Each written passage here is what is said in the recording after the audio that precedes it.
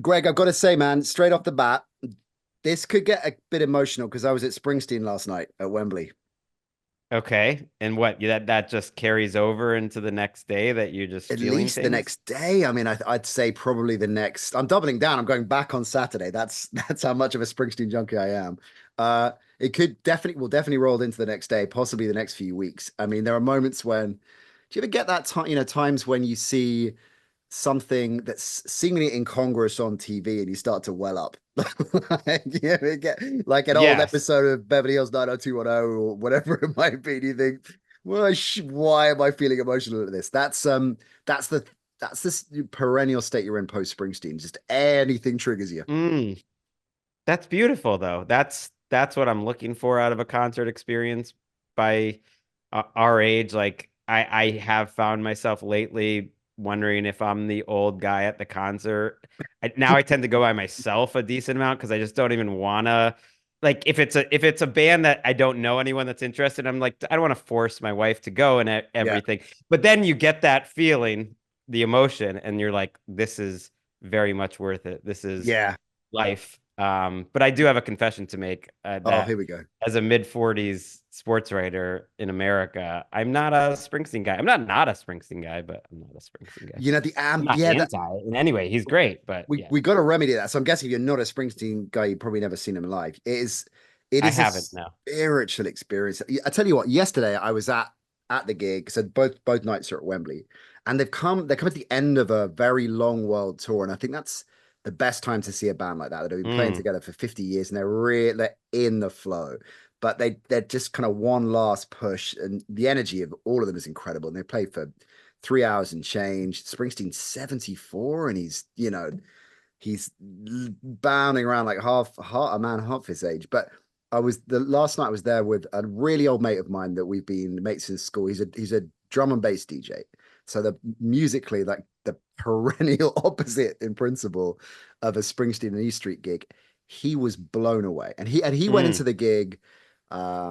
He had a kind of nostalgic connection. I think as a kid, his parents would play Springsteen. So kind of, and we'd always said, I've always told him about this, and he loves music. And I said, look, if we get the chance, we should go to Springsteen and E Street. And it came up, and I said, right, we're going. He was blown away, blown away. So I think you could be converted. I think you can go from that place of ambivalence and yeah, respect to me, not really my thing, to walking out of that concert 3 hours later, like, Okay, wow, I I know. buy it. That's happened to me before. We'll have to do that together, Nat. But we've been saying we're gonna go to a West Ham game for like a decade now, and that hasn't happened yet. So I we mean, gotta do that it's a first. similar experience to go to watch West Ham play in terms of spiritual experience. We'll get that done because hopefully you're going to be over in town for the London series games, right? There's talk that you might be. Can we sneak I, you in? I'm very hopeful I'll get over for a game, but yeah, you never want to count on it for one of the games. Yeah. Yeah, well, exactly. With shadow elite figures, we don't want to. We can never second guess where they might go. Listen, um, straight off the bat, because when we pushed out you were coming on the show, inevitably a lot of the gang wanted to ask questions, have asked questions about ATN. I just want to lead off by saying you've covered this. I think it's fair to say on your socials, on NFL Daily. It's out there. Your position on it, and it's emotional, but we're moving forwards with it. So I don't really want to go over that ground today. I want to look ahead. I want to talk football. I want to talk a bit of West Ham. I want to talk some tennis with you as well. So Mm. that's how we're going to play it. All I'm going to say on the matter, seeing as we've mentioned the boss, I'm going to channel the boss. And he played Atlantic City last night. And the great line from Atlantic City, everything dies, baby, that's a fact. But maybe everything that dies someday comes back. Mm. All I'm going to throw out there on the great show. So let's get into the bumper Hickory's mailbag. Our new friends at Hickory's, saluting them, loving having them on board, taking care of business. Incidentally, I think I'm allowed to announce this. Me and Iron Mike and Ben are going to be doing a live show at Hickory's during the season. I'm going to somehow link it up with Talk Sport and Big Will and be doing stuff from there as well. And we are going to have tickets to win a competition prize to come and see us as well in that live show. So all of that is going to be unveiled imminently, but that's super exciting. We're going to get into it's a great mailbag, Greg. That you'll be very very pleased with how well the gang have done in terms of their questions. But let's lead off with a little bit of news today because a couple of things I wanted to get your take on straight off the bat. The Raiders, their season ambition seems to be fading quicker than Ollie's stack of chips at the Bellagio after the Super Bowl and the blackjack table. Because Michael Gallup's retiring, which has just come completely out of the blue. It certainly has for Tom Telesco, who said, I didn't see that one coming. It's worrying when the man who's running your front office says that. The receiver room is getting thinner and thinner, or the hype around Davante Adams. I mean, things just feel like they're going very much in the wrong direction for the Raiders. Are they a team that could be cataclysmically bad, do you think? Or actually, is this kind of thing a classic example of a team that everybody's writing off and they'll be sitting there at 10-7 in the wild card round? I am fascinated by them. I mean, I think there's only a handful of teams in the AFC that have somewhat unrealistic chances to make the playoffs. I would put the Raiders in that category, but I wouldn't think that they'd be cataclysmically bad because they do have some talent, with Davante Adams, obviously, but the defense played so well down the stretch. I thought you were going to bring up the clip from training camp where it was really a fan that put a player in a bad spot, but they had a Kermit the Frog puppet. Oh Did my you see God. this? That was The dressed as Mahomes. Patrick Yeah. Mahomes, and then a safety grabbed it and was making a joke, and Mahomes' trainer immediately was like, "We will remember that." And I was like, "Oh, Oh you God. know," but it's not like the Raiders can, first of all, lose any more consistently to Patrick Mahomes than they had until last year. Yeah. But it was Antonio Pierce, I think, got that job by totally shutting down Mahomes. Probably the worst game of Mahomes' career. Was that on Christmas? So it was a Saturday game, and so who knows? Maybe Antonio Pierce is the man to just put his finger right into Mahomes' chest and slow him down. But yeah, I'm not worried about Michael Gallup not being there. He was their third or fourth receiver, but this is the team that like I said, about 4 or 5 teams in the AFC. I'd be a little surprised if they made the playoffs. They're one of those teams. I hear you. Look, absolutely crazy town to dice with Mahomes and create that kind of locker room material. I mean, one of the stupidest moves. It's like going up to Conor McGregor and just knocking a drink out of his hand. It's basically the equivalent of that. You're right about Antonio Pierce. We love him on this show. Friend of the show, Antonio Pierce, who of course, because he goes way back with J Bell and OC, certainly before he got the Raiders head coach gig, would routinely retweet content from the show featuring those two. So we love Antonio Pierce for nothing else other than that. And he's also he's one of those guys you rooting for, rooting for him to get the gig in the first place. I love the fact that when he was stepping into the big role, he was very respectful of the wider operational team around him. I like what he did with the practice squad. Just everything about him feels right. So I want him to do well. I just feel, and I take your point on Gallup. Look, he's not, well, since the ACL tear, right? Tear that he had, he's never really been the same. But it does connect with Davante Adams. If Gallup's gone, if Adams goes, then it could be with the quarterback situation kind of slim pickings. He's not going to go this year. I don't buy that unless they were 1-5 and someone's offering a big time draft pick and Davante Adams is making it sound like he's unhappy, which is like in the range of outcomes. Yeah. But I would be surprised. There's no reason to think that he would be going anywhere anytime soon. And I don't hate the receiver group. Jacoby Myers is great. He could be a 2 or a 3, but he's a great starter. And I kind of like Trey Tucker, who was a rookie receiver with some juice last year. He would have been ahead of Gallup, I think, anyways. And then you got Brock Bowers, who is really fun and a guy that a bunch of teams wanted. Like the Rams were trying to trade up for him. If the Raiders hadn't taken him there, and they only took him because there was no quarterbacks available, he was going off the board next, and he would have gone top 7 or 8 in most drafts that there weren't all these quarterbacks. So I'm going to push back a little. I think the Raiders got a chance here. Football is greater than the sum of their parts. It's really the defense that I'm worried about because they were so good under Pierce. But you look at the talent, and I know they added Christian Wilkins, your guy from Miami, but after that defensive line, they're just not that talented. Can they have that level of defense where, I mean, they were like a top 5 group? Can they even be top 10 we'll see. They're going to need it with what they have on offense. I quite like the idea of an incredibly top-heavy defense, particularly in a team marshaled by Antonio Pierce. We're just gonna wreak havoc in the front. We're not really worried about anything else. I'm gonna go to the mailbag for the first time because it's a kind of connected question about Davante Adams from Andrew D. Hey Andrew, at the NC show is how you get in touch with us: Twitter or X, Insta, TikTok, or you know the drill. Is Davante Adams being disrespectful to the Raiders quarterbacks by seemingly constantly saying in interviews he wants Brady or Rodgers as his quarterback? Now he's referring, I think, to he was on the Club Shay Shay podcast. I know you're a fan of that. This is what Davante Adams said on that, the direct quote. Look, Tom know how I feel about him, man, is what he said. And the other part is I'd be the first person that played with Tom and Aaron. So that'd be pretty cool. I mean, he's getting older, but he's still got to be able to throw it better than half these dudes in the league. Probably fair point. Brady's trying to buy the Raiders or get involved in an ownership there, so that's probably more realistic, as someone pointed out. But I mean, yeah, is it disrespectful if you're sitting there watching this kind of stuff happen, taking Adams out of it? Any quarterback in a situation where his receiver is seemingly routinely talking about who he'd rather play with.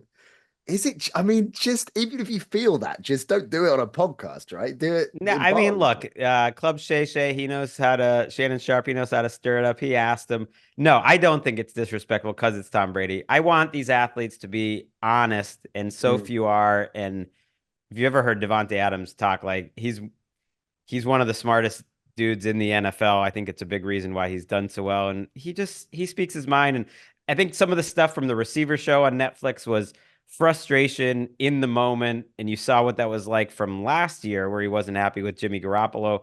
That's understandable. He was being honest to the cameras. It wasn't coming out right away. Tom Brady's different. Now, if he was saying that about Ryan Tannehill or or yeah. even like Kyler Murray or so, like some other quarterback, but he's Tannehill. saying it about the GOAT. I Yeah. mean, was it disrespectful that Kyle Shanahan even said recently, he brought it up again, before last year, he went after Tom Brady and he talked to Brock Purdy about it. And he said it was actually a sign that he felt differently about Brock Purdy than he did about Jimmy Garoppolo. Because when Tom Brady wanted to come to the 49ers years ago, when he went to the Bucks, Yeah. Shanahan said, no, I can't do that. Jimmy G just went to the Super Bowl. This is going to mess with him. It just wouldn't be right. But it kind of was showing a lack of confidence in Jimmy G's mindset. And I think Kyle Shanahan has basically said, well, he kind of regrets that. He should have Yeah. just Yeah. And so when this time it came around, he went and talked to Brock Purdy and he went and told him, there's literally one quarterback in the world that I would do this for. It would be a 1-year thing or a 2-year thing, but you are our quarterback of the future. I just want to let you know that we're going to try to do this thing, but it's actually a sign of confidence in you. And then it didn't happen because Brady did retire. And that just shows you Brady's different, man. It's Tom. Different level Brady. And honesty is the best policy most of the time. Hey, let's stay on the Shanahan tip, because this was another interesting story that the 49ers tried to get Belichick as defensive coordinator. So Nathan, is one of you, a number of you got in touch with us about this in the mailbag. Should Belichick have taken the offer of defensive coordinator for the 49ers? So the story, if you missed it, the 49ers promoting Nick Sorensen to the gig internally, but reports came out that he wasn't their first choice, which is probably no surprise there. They're looking at Spags. Is that validity in that? Have you heard that? Did that seem I legit? remember that coming out. It was right after the Super Bowl, actually. There were reports, I forget who it was, that they inquired about, like, could that ever happen if they just paid him an unseemly amount of money? I think they helped get him a raise with the Chiefs. And then, try Belichick. Why not? I like the way Shanahan put it, too. He was like, I told him he could do anything he wanted. Like, he could be the coordinator, essentially, or he could be a consultant that flies in once a month, or he could just do special projects, or he can work with the tight ends if like, you tell me, Bill Belichick. And he made a joke, like, maybe it's just as well. He probably would have, like, figured out everything I did, and then I would be coaching against them next year and with some job. But he's like, I'm not stupid. He would have made us better. So I wanted to do it. And so I think that shows a coach with some confidence. I like it. Yeah, well, But Belichick shouldn't have taken the job to answer the question. shouldn't He's have going to have taken it. way more fun this year. He's going to be back in the NFL next year. I think it's going to be Oh, great for him to refresh his mind this year. yeah. So God, in that last 10 seconds, Greg, just a ton of stuff. So he's gonna have a lot of fun this year. I'm with you on that. He's gonna be brilliant in that. He's gonna have. I think we saw it with the roast and other appearances he's made. I'm really looking forward to this phase of Belichick. But this the second bit that I'm particularly interested in. Do you think he'll be back then? Do you think he'll get a head coaching gig in the next cycle? I think it's more likely than not. These coaching gigs are, it's also circumstantial about which ones come up and which ones would want him and which ones give him what he wants. But Yeah, yeah, I think the odds are. I just look, the Eagles talked to him too last year. Howie Roseman talked to him. That's one. I think based on the reporting, I think he was interested in that one. yeah. But I don't think Howie was quite ready to turn everything over. But maybe if this year doesn't go well, the Giants would certainly be an Oh, interesting one. That's that'd the be one great. Belichick loves. The, Yeah, full the circle. Cowboys, who knows? Shit, Like, the I just think Cowboys would be one great. will shake loose and some owner will give him a chance. You get that the big ticket deal, right? Like those are great shouts. Like, definitely can see him in Dallas. Definitely back in New York. But what if he gets an offer from Carolina's maybe not a great example because I appreciate he's probably not going to want to work with or for Tepper, right? But that kind of very clearly struggling with 3 years out, most likely from a playoff push. Is he going to take that kind of gig? Because he wants the record. He wants one more shot. If it's his only shot, let's just He say, really wants the record from your yeah, guy, Don Shula. Don Shula should have kept, his mouth shut with talking trash on the Spygate Patriots because you now stay Belichick's out for way away vengeance. from Don Shula on this show, Gregg Rosenthal. Let me tell you right now. Does he really want the? That's the. I find that interesting about Belichick, given how, um, given how focused he is on the key things that like he's maybe the prototypical guy for just deal with what I've got to deal with in front of me and I get sucked into any of that.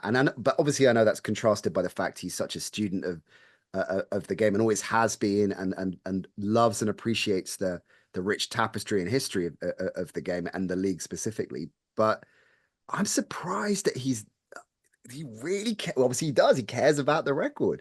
Well, he's not gonna admit that publicly anyways, Mm, but you said it, football history. I think he knows that maybe more than any other record, although you never know if Andy Reid stuck around. I mean, that's a tough one. That might be a tough one to break. Like, you got to start early. I know he wasn't a head coach that early, but that is a tough one. That's one that could still stand in 40, 50 years. yeah, yeah. And I just think he loves coaching and he wanted to keep coaching. And to answer your question, yeah, because he was about to take the Falcons job. He wanted the Falcons job this year. They just Mm, didn't give it to him. And that's not exactly a storied franchise. I know they might have had a few more good players than the bottom of the league. But yeah, I think he will want back in just because I think it gives him juice. It gives him life, mm. and he loves to do it. That I don't doubt either. But I also think I noticed as a Patriots fan towards the end, I don't know if he was really living some of those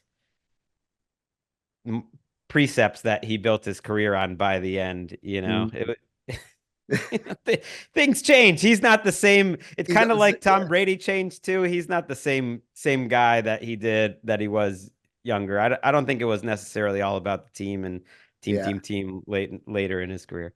Yeah, artists change. It's just like the boss would attest to, right? You look at his trajectory, right? With a lot of he's is he I think the boss might be older than Belichick. That's also terrifying. Speaking of which, speaking of OG head coaches or coaches, full stop, I would like to see that. I would love to see like once in my life, an owner that just goes, I'm gonna stack up a bunch of septuagenarian, octogenarian, a coaching style like Carroll as defensive coordinator. Belichick can be head coach. Let's get Dick Vermeil out of retirement. Be Wade Phillips was just in Wade. the UFL championship game, I believe it was, coaching. So let's get Wade Phillips back as a coordinator. That's a Netflix series right there, isn't it? It's a kind of, all these movies like with De Niro and Morgan Freeman going to Vegas. It's the football equivalent of that. I You mean, get, it I mean, the NFL is littered with cases just like that. So it's not that different than what's happened. I mean, Don Shula coached for a long time. Yeah. Uh, we get Pete Carroll out here.